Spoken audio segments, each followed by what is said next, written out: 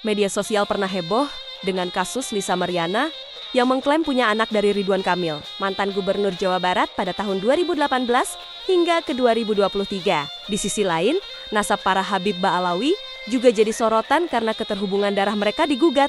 Kasus-kasus tersebut membuat kita bertanya-tanya, bolehkah tes DNA dipakai untuk membuktikan atau menyangkal hubungan keluarga atau nasab? Bagaimana pandangan Islam soal tes DNA untuk urusan nasab? Merujuk kepada sebuah fatwa yang dikeluarkan tahun 2014 oleh Darul Ifta Al-Misriyah, sebuah lembaga fatwa yang otoritatif di Mesir, nomor 2576, di mana fatwa tersebut dikeluarkan oleh Profesor Dr. Syauki Ibrahim Alam. Yuk kita bahas.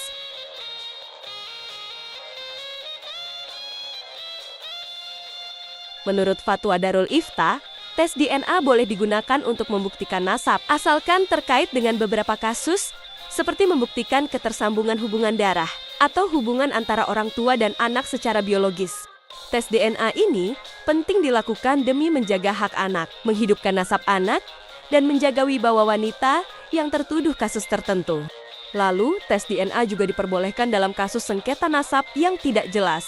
Misalnya kasus kekeliruan identitas bayi, bayi tertukar di rumah sakit atau bayi tabung, atau kehilangan anak akibat bencana, kecelakaan, perang, atau situasi sulit lainnya untuk mengenali identitas. Sementara itu, tes DNA tidak boleh dipakai untuk menyangkal nasab seseorang. Menyangkal nasab dengan sidik genetik tidak diperbolehkan secara syariat, karena hasil analisis DNA dapat mengandung kesalahan, meskipun hasilnya tampak meyakinkan dalam membuktikan atau menyangkal keterhubungan nasab. Kepastian tersebut masih bersifat dugaan dalam proses pembuktian, sehingga tidak diakui secara syariat untuk menyangkal nasab.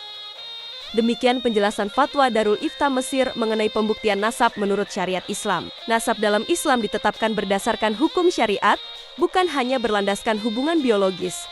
Tes DNA atau sidik genetik dapat digunakan sebagai alat bantu dalam batas-batas yang diizinkan.